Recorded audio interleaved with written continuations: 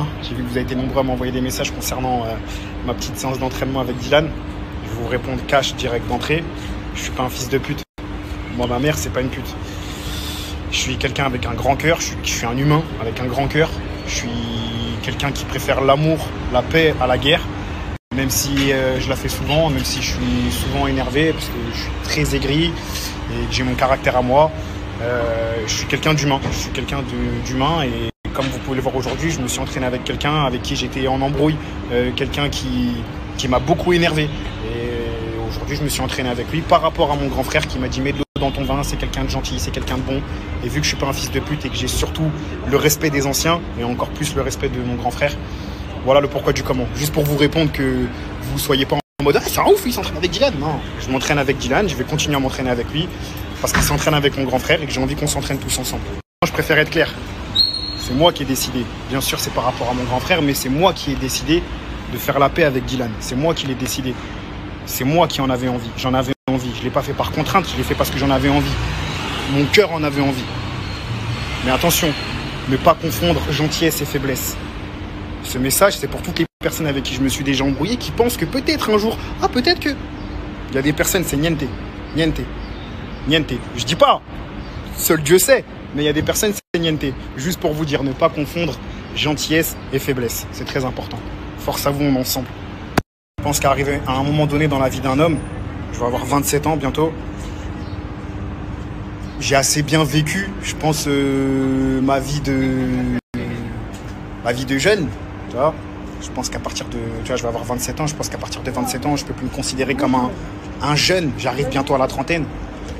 Et voilà, au bout d'un moment, je ne peux plus me permettre. Je parle vraiment pour moi. Je sais qu'il y a des personnes qui sont comme moi. Il y a des personnes qui sont sanguins. Il y a des personnes qui n'arrivent pas à contenir leurs émotions. On est trop vrai, on est trop... Mais la vérité pour ce monde-là, il faut savoir contenir toutes ses émotions. Il faut savoir mettre de l'eau dans son vin, s'asseoir, rester posé. Moi, c'est des choses que j'ai pas pu faire. J'ai passé 27 ans de ma vie à être énervé, constamment, à être énervé, à pas aimer les gens, à insulter tout le monde, parce que j'étais énervé. Toute ma vie, je suis énervé. C'est 27 piges de ma vie à être énervé. Ça fait 27 ans, toute ma vie, je suis énervé. 27 ans, je suis énervé. Me demandez pas pourquoi, c'est comme ça. Ça fait depuis que je suis tout petit. Il y a un truc qui fait que j'arrive pas à contrôler mes émotions. Au moindre truc qui va m'énerver, je vais péter un boulard. Depuis la télé, j'ai réussi à prendre sur moi, j'ai réussi à canaliser un peu le truc, mais vous me connaissez, vous voyez un peu. C'est toujours la même chose, c'est toujours, voilà, c'est la tempête. Et arrivé à un moment donné, il faut se dire, c'est bon, stop là. Allez, c'est bon, stop. J'ai perdu trop de choses, j'ai perdu trop de temps. Et grâce à Dieu, je suis là, grâce à Dieu, j'ai encore la force de faire des choses, j'ai encore la force de plein de choses grâce à Dieu, mais j'ai trop perdu de temps. J'ai perdu trop de gens autour de moi, j'ai gâché trop de choses qui font qu'aujourd'hui, je peux pas me permettre de continuer dans cette lancée-là. Et aujourd'hui, c'est la première porte, tu vois, vers le changement. Voilà. Donc, prenez exemple. Pour une fois, bordel de merde. Ce changement-là, donc je vous parle, moi, c'est mon comportement, c'est ma manière de voir les choses, ma manière de réagir. Mais ça peut être pour plein de choses où on peut se remettre en question. Ça peut être pour énormément de choses. Faut savoir se remettre en question. Il faut savoir arranger les choses dans sa vie à un moment donné quand c'est trop le bordel. Et voilà, moi, comme je vous l'ai dit, ça faisait 2 ans que c'était un bordel pas possible, que j'ai pas réussi à me poser et à me mettre bien comme il fallait, parce que aussi j'en avais pas l'envie. Voilà, la vérité, j'étais dans une phase destructrice. Je voulais tout détruire autour de moi, y compris moi-même. Et voilà, je suis arrivé à un point où j'ai tellement subi, j'ai tellement pris sur moi-même, j'ai tellement eu de galères au niveau de la santé que je me dis que c'est plus possible. C'est plus possible. Il faut vraiment changer. Et là, c'est bon.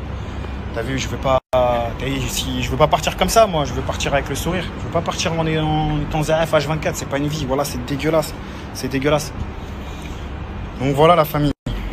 Je vous ai fait ce petit message. J'espère vraiment qu'il y a des personnes comme moi qui vont se dire vas-y, c'est bon, moi aussi là. Il a trop raison en vrai. C'est un ouf, il a trop raison. Voilà, malgré tout ça, grâce à Dieu, on a envie. Un jour, je vous raconterai tout ce qui m'est arrivé pendant cette 2 piges de... Ah ouais. Mais on a envie, la Aziz, et on a envie surtout. On a envie, ma gueule. Alors, retiens bien ça, là. Ça va arriver. Al-Barcha. Pour nous, par nous. Voilà, c'était mon petit quart d'heure sincère. Tu connais, ça fait du bien des fois. C'est bien. C'est bien, c'est bien. Parce que je vois les influenceurs, ils vous influencent pas trop. En tout cas, pas trop dans la bonne direction. Donc, pour une fois que c'est bien fait, voilà. J'espère qu'il y en a beaucoup qui vont comprendre mon message. Beaucoup qui vont se dire... c'est vrai qu'il serait temps que moi aussi je change, tu vois. Parce qu'il faut changer à un moment donné. Tête de ma mère, c'est réel. C'est trop réel. Mais il est jamais trop tard, grâce à Dieu, il est jamais trop tard. On a trop de chance, vous vous rendez pas compte à quel point on a de la chance. Faut jamais rien lâcher. Que tu sois au plus bas, au plus haut, faut jamais oublier d'où tu viens et toujours avoir les pieds sur terre. Être sincère. Bon les amis, j'espère que vous allez bien. Du coup, je vais rester à la maison ce soir parce que j'ai envie de rester relax, ça fait du bien. Comme vous l'avez vu, j'ai vu Marvin aujourd'hui. Marvin avec qui j'étais en guerre, mais je vais plutôt dire avec qui lui est en guerre, parce qu'il est en guerre avec moi et moi, je suis en guerre avec personne. Honnêtement, je suis en guerre avec personne. J'ai la haine contre personne. Même pas contre personne, même pas mon ex, même pas le mec, contre plus personne. Là, je suis en guerre avec personne et c'est pas mon délire d'être en guerre avec les gens. Et comme vous l'avez vu, il a parlé dans sa story, Marvin, et du coup, il s'est calmé. Et tant mieux, on est tranquille, on va s'entraîner ensemble et tout. Et après, je voulais aussi vous parler de Ahmed et de ce que j'entends sur Ahmed. Parce que j'ai eu des messages de certaines personnes et je le comprends tout à fait. Mais après, moi, je garde mon point de vue et personne ne pourra me faire changer sur mon point de vue. On m'a dit, ouais, maintenant tu traînes avec Marvin, avec Ahmed. Marvin, machin, il est vulgaire, machin et tout. Il n'est pas vulgaire avec moi. Moi, il m'a vu, on s'est vu face à face, on s'est dit salut, il y a eu le respect. Même s'il y a eu 2-3 clashs sur les réseaux, quand on s'est vu en face, il y a eu le respect. Et Ahmed, quand j'entends machin, qu'est-ce que tu traînes avec des mecs comme ça, machin, profiteur, il a fait du mal à Sarah, c'est un clochard, il a pas d'oseille. Je vais vous dire un truc, je suis tout seul là, je suis tout seul à la maison. Je vais vous dire un truc, retenez bien ce que je vais vous dire, et c'est pas lui qui m'a dit de vous le dire, et personne m'a rien influencé, je vous le dis juste de vous à moi pour être honnête avec vous. Quand j'étais au Sénégal, c'est l'un des premiers qui a pris son téléphone pour me défendre et pour me soutenir, et c'est l'un des premiers, et je disais c'est le seuls qui m'a contacté quand j'étais au Sénégal et il m'a dit je vois que tu es en train de faire une école coranique, je vois que tu es en train de faire une mosquée, je vois que tu es en train de construire des puits et tout ça. Et il m'a dit écoute, je te fais un virement tout de suite. C'est le seul de la télé-réalité. Et pourtant c'est le seul qu'on traite de pauvre, hein, mais c'est le seul qui a fait un virement. De tous ces gens millionnaires, blindés, tout ça, tout ce que vous voyez là, tous, que ce soit Paris, Dubaï, peu importe où ils habitent, c'est le seul qui m'a fait un virement. C'est le seul et unique qui m'a fait un virement. Et c'est pas ce qui manquait, hein. Vraiment, c'est pas ce qui manquait d'argent quand on était là-bas. C'est le seul qui a pas cherché à comprendre et il m'a fait un virement le jour J. Il m'a dit écoute, j'ai vu ça, tac, tac, tac, tiens, hop. Et je te parle pas d'un petit montant, je te parle d'un gros montant. Et c'est le seul et unique qui a fait un virement. Je n'étais pas censé vous le dire parce que c'était entre lui et Dieu, mais je vous le dis. Parce que je vois des trucs et moi, ça me vexe parce que c'est un frère en Dieu. Qu'on le veuille ou non, certes, il n'est pas parfait, personne n'est parfait, mais pour moi, voilà, juste pour que vous ayez mon point de vue vis-à-vis d'Ahmed. Je l'ai rencontré dans la Villa des Cœurs Brisés avec Sarah. Sarah, c'est toujours ma pote, hein, parce que Sarah, je l'ai rencontrée dans la Villa des Cœurs Brisés aussi. C'est aussi ma pote, on s'est écrit hier normal.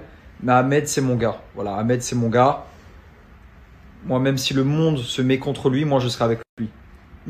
Je ne vais pas vers où le vent me mène. C'est-à-dire que tout le monde peut être contre un gars. Et je sais que si je m'associe à lui, mon image, elle va être dégueulasse. Je m'en fous. C'est-à-dire que moi, je vais pas là où le vent, où ça sent bon. Même si ça pue, j'irai où ça pue et j'irai aider mon gars. J'en ai rien à faire, je vous jure. Moi, je suis comme ça. Voilà. Comme ça, Ahmed, le sujet est clos. Et Marvin, pareil. Aujourd'hui, voilà, il a l'air cool. Il est là pour faire du sport. Malgré tout, c'est un musulman. Moi, je traîne avec lui, il n'y a pas de souci. Je ne vais pas traîner avec un tel ou un tel juste parce qu'il a une bonne image ou juste parce qu'il est très, très connu. Non. Tant que ces frères-là, ils ne m'engrainent pas à faire des mauvaises choses, tant que ces gars-là, ce n'est pas une mauvaise influence pour moi, il n'y a pas de souci. Ces gars-là, aujourd'hui, je fais du sport avec les deux, avec Ahmed et Marvin, je fais du sport avec.